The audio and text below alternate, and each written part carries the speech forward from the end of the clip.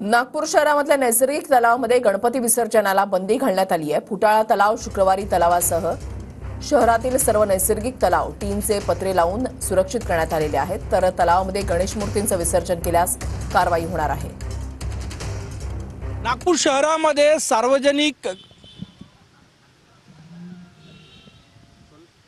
नागपूर शहरामध्ये नैसर्गिक तलावात गणेश मूर्तीच्या विसर्जनावर बंदी घालण्यात आलेली आहे। आपण हे दृश्य या ठिकाणी बघू शकतो।